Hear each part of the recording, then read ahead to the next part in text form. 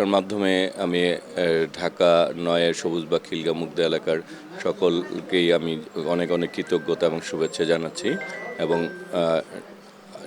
সাথে সাথে মহান আল্লাহ পাকের কাছে শুকরিয়া আদায় করছি।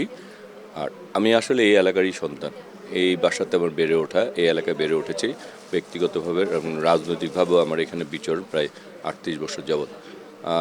আমি প্রথম যেটা দেখেছি যে শহীদ রাষ্ট্রপতি জিয়া রহমান, দেশনেত্রী বেগম খালেদা জিয়া এবং বিএনপির বর্তমান চেয়ারম্যান জনাব তারেক রহমান এবং ধানের শীষ প্রতীকের জোয়ার যখন আমাদের বিএনপি চেয়ারম্যান যখন বাংলাদেশে পদার্পণ করেছেন তখন ধানের শীষের একটা জোয়ার তৈরি হয়েছে। আর শহীদ রাষ্ট্রপতি জিয়া রহমান, দেশনেত্রী বেগম খালেদা জিয়া ওনারা বাংলাদেশের সবচেয়ে জনপ্রিয় নেতা নেত্রী। সুতরাং তার এই এলাকাও বিএনপি মানুষকে অনেক বেশি মানুষ বিএনপিকে ভালোবাসে এবং আমি এলাকার সন্তান হিসাবে তারা দীর্ঘ অনেক বছর পর এলাকার একজন সন্তানকে পেয়েছে ঘরে, তার মনে হচ্ছে তার ঘরের ছেলে, সেই হিসাবে সবাই এসেছে যে তারাই মনে হয় চ্যালেঞ্জটা গ্রহণ করেছিলেন যে এলাকার সন্তানকে আগামী দিনে বিজয়ী করে এলাকার উন্নয়নে যাতে ভূমিকা রাখতে হবে সেই সুযোগ তৈরি করে। আমার কাছে এটা আমি চ্যালেঞ্জ না। 17 বছরের একটা বিশাল একটা গ্যাপ ছিল রাজনৈতিক অঙ্গনে এবং এরপর একটা বিশাল ভূমিধস বিজয়। না, আমি তো আসলে এরকম না যে এই এলাকায় আমি আমি ধরেন প্রায় শতাধিক মামলা আসামি ছিলাম, 7বার জেলে গেছি, সাজা হয়েছিল, সব এই বাসার থেকেই এই জেলে গিয়েছি, এই বাসার থেকেই আবার বের হয়ে মুক্তি পেয়ে আবার এখানে এসেছি। এলাকার সবার সাথে আমার একটা উঠা বসাই ছিল এবং আমি এই এলাকায় বেড়ে উঠেছি। সুতরাং আমি এই এলাকারই ছেলে, আর রাজনৈতিকভাবেই আমি গড়ে উঠেছি। সুতরাং আমি ওই চ্যালেঞ্জ আমি আমার মানে মানুষের কাছে বা এলাকার যারা ছিলেন তাদের আমাকে ছোটোকাল থেকেই চিনতেন। সেই জন্য আমার বক্তব্যটাই ছিল এরকম যে আমার অতীত এবং বর্তমান যদি মনে করেন যে আগামী দিনে আমি ভালো করতে পারবো, আমার অতীত যদি ভালো থাকে তাহলে আগামী দিনে আমি ভালো কিছু করতে চাই, আপনাদের সেই সমর্থন চান। আমার এলাকার সবাই সেটাতে সাড়া দিয়েছেন এবং তারা মনে করেছেন হাবিবের অতীত ভালো ছিল।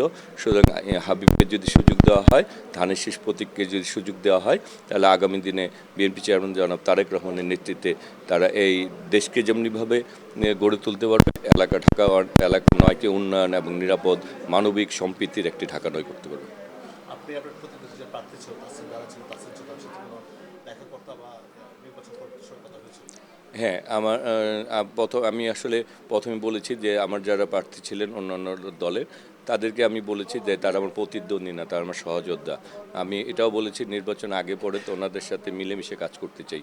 ইতিমধ্যে আমার সাথে অনেক নির্বাচনে যারা প্রার্থী ছিলেন তাদের অনেকের সাথে আমার কথা হয়েছে এবং তাসনিম জারার সাথে আমার নির্বাচনের যে রেজাল্ট তখনই কথা হয়েছে এবং তিনি আমাকে শুভেচ্ছা জানিয়েছেন। আমিও তার কাছে অনুমতি চেয়েছি, একদিন আপনার এখানে দেখা করতে যেতে চাই। উনিও বলেছেন ঠিক আছে, সময় দিবেন। জাবেদ রাশিনও এসেছিলেন, আমি তাকেও আমাকে শুভেচ্ছা জানিয়েছেন, মিষ্টি খাইয়েছেন এবং আমিও তার কাছে যেতে চাই, তাকে নিয়ে কাজ করতে চাই, সেই কথা বলেছি। প্রথমবার মতো সম্ভবত সংসদে হয়তো বা আমরা একটা দেখতে পাচ্ছি যে প্রধানমন্ত্রী, রাষ্ট্রপতি এবং বিরোধী দল পুরুষ হতে যাচ্ছে, হয়তো আমরা আশা করছি। এতে আপনার কোনো মন্তব্য আছে? এখানে যেটা হচ্ছে যে রাজনীতিতে আমি পুরুষ নেতৃত্ব নারী নেতৃত্বের মধ্যে কোনো পার্থক্য দেখি না।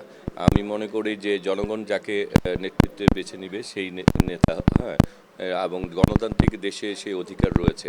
আমাদের দেশনেত্রী বেগম খালেদা জিয়া বাংলাদেশের সবচেয়ে জনপ্রিয় একজন নেত্রী ছিলেন, শ্রদ্ধার নেত্রী ছিলেন, হ্যাঁ। সুতরাং আগামী দিনে আমাদের দলের চেয়ারম্যান জনাব তারেক তাদের যোগ্য উত্তরসূরি এবং তাদের নেতৃত্বে দল গড়ে উঠবে। সুতরাং এখানে অন্য কোনো পার্থক্য করার সুযোগ নেই। আমি আগেও যা বলেছি এখন তাই বলছি যে আমার অতীত ছিল, আমার একটা বর্তমান আছে, আমি একটা ভবিষ্যৎকে সেই অতীতের মধ্যে ভালো রাখতে চাই। আমি আমার এলাকার সবাইকে নিয়ে, আমার দল, আমার দলীয় শুভাকাঙ্ক্ষী প্লাস এই এলাকার যারা মালিক মানে ভোটার এবং এই এলাকার তাদের সবাইকে নিয়ে মতামতের ভিত্তিতে অগ্রাধিকার সীমিত সম্পদের সর্বোচ্চ ব্যবহার করে এলাকার উন্নয়নে আমরা এগিয়ে যেতে চাই।